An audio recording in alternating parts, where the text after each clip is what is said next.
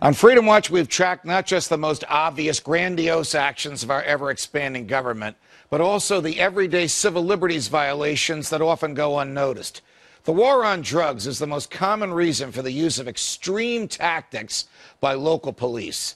SWAT raids and even the use of military hardware are regrettably becoming more and more common. But what does it take for a home to become a target of a SWAT raid? Do you really have to be a terrorist cell, a major drug kingpin with several armed guards at your door? Answer no. Sometimes, unfortunately, you could be the target of a SWAT raid even on the mere suspicion of an anonymous informant that you may possess enough drugs to make you a likely dealer. And many innocents have been killed in such raids. In Columbia, Missouri, the police raided a family home 8 days after getting a search warrant against the head of the home. During those 8 days, they might have had the opportunity to observe the home and have learned that there were children inside, there were dogs inside, and there was no evidence of any drugs inside. They only found a little bit of marijuana residue inside a pipe.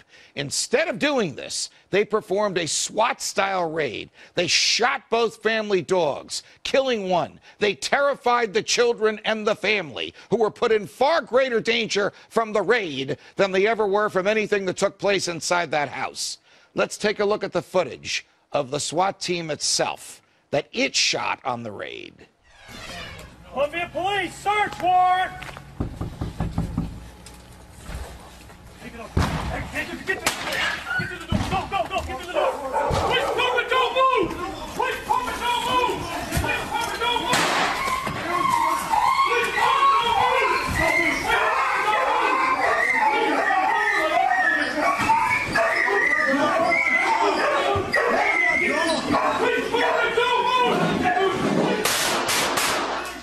Don't move.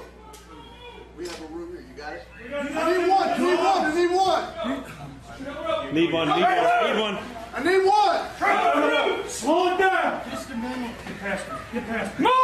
Move past him. Move past. Stay right there. Don't move. You understand? This was America, not East Germany or Nazi Germany, but Middle America. Joining us now is Mayor Bob McDavid and Mike Ferguson. Mike is the host of the Mike Ferguson Show on KSSZ, where they've been following and reporting on the case. The new mayor of Columbia, Missouri, Bob McDavid, who came to office after the raid, is now left trying to salvage the reputation of the police who did this. But can that be done as long as drug raids remain common? Joining me now is the man in charge of the local administration, Mayor Bob McDavid. Mayor, welcome to Freedom Watch. Good afternoon. When are the cops who did this going to be arrested and put in jail where they belong? Well, we are right now, we've started a process to look at all the facts. You know all the facts basically that I do. A lot of the facts are in that video, which that video is certainly very disturbing. The process is going to go like this. First of all, let me say this, that the chief of police told me this morning, and will announce at a press conference this afternoon, 4 initiatives. The first is the threshold for using a SWAT team in Columbia, Missouri will be raised dramatically. Right. We can't be using this type of police action for nonviolent crime. That's obvious. The second initiative is that the intelligence needs to be actionable. We can't be obtaining a search warrant, waiting 8 days, and then throwing a SWAT team in on this information. That information is old. It's not useful. The new initiative, I'm told by the police chief, will involve action within 8 hours of the issuance of the warrant. The intelligence absolutely has to be accurate. The third initiative is that the responsibility will move well up the chain of command in the police department. Right. This can't be relegated to mid-level police officers. This needs to be a decision made at the top. And the fourth initiative that will be announced by the chief of police today is that this raid will be evaluated by our new Citizens Police Review Board, and the new Citizens Police Review Board will evaluate our policies and make changes, make recommendations for change in our policies. Mike Ferguson. This is a progressive. Understood, This Mayor. is a progressive college town, and we don't want this to happen again. Understood. Mike Ferguson, what's the uproar amongst the public there? Well, the uproar is right now coming not just from the video, which, as the mayor just said, is very difficult to watch. There's an emotional reaction, not to just hearing the dog get shot, but also the fact that there was a child in the house. But the uproar is coming in the fact that the warrant was served 8 days after, and then there's a secondary wave of people being upset because the fact of the matter is this was all over marijuana when no marijuana was found. So it was really a SWAT use on a non-violent situation. And the end result is that he pled guilty to a misdemeanor charge of having a pot pipe with some residue on it. So, the reaction has been, just overwhelming by certain parts of the community over not just the display of force, but why it was used, and that's been the precursor to, the policy changes that the mayor just discussed, which has come really off of a lot of public pressure that's being responded to. Mayor, I want to underscore again that you were not the mayor when this happened, but you are saddled with this problem. Shouldn't federal prosecutors look into the blatant violation of constitutional liberties by these cops? You don't serve a warrant 8 days later. There are less intrusive ways to find out what's going on in the house. There's no reason to kill the dog. There's no reason to use deadly force. There's no reason to terrify children, a terror that can live in their memories for the rest of their lives. What these cops did was far more reprehensible than the wildest things that could have happened inside that house on the basis of the information supplied to the judge who issued the search warrant. Well, I'm not in a position to defend the actions. I am waiting for the report.